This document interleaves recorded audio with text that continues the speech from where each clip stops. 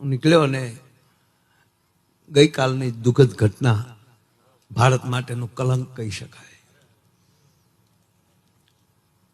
ભારતની સહન શક્તિનું આ માઠું પરિણામ છે.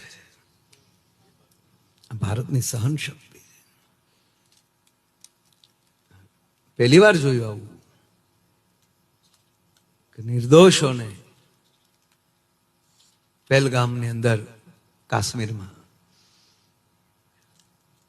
તમે કલ્પના તો કરો કે એની પત્ની બાજુમાં ઉભી હોય અને એ કગળતી હોય કે તમે મને મારી નાખો, મારા પતિને નહીં, તું કેવો છો એ કે. એમાં એકને જ બિચારા એક અધિકારીને, એક સારા કોઈક ઓફિસર હતા, એને તો કલમો આવડતો હતો, તે બચી ગયો.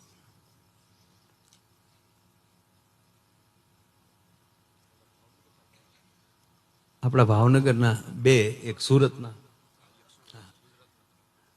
જે કાંઈ આખા ભારતના એ આપણા જ છે બધા.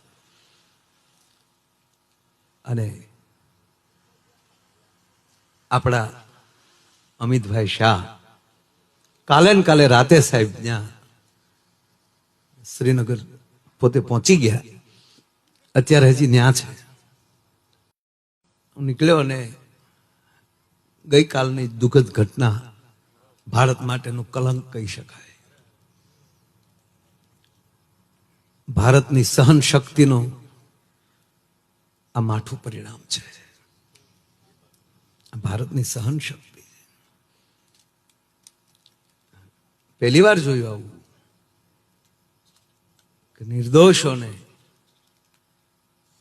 પહેલગામની અંદર કાશ્મીરમાં તમે કલ્પના તો કરો કે એની પત્ની બાજુમાં ઉભી હોય અને એ કગળતી હોય કે તમે મને મારી નાખો, મારા પતિને નહીં, તું કેવો છો એ કે. એમાં એકને જ બિચારા એક અધિકારીને, એક સારા કોઈક ઓફિસર હતા, એને તો કલમો આવડતો હતો, તે બચી ગયો.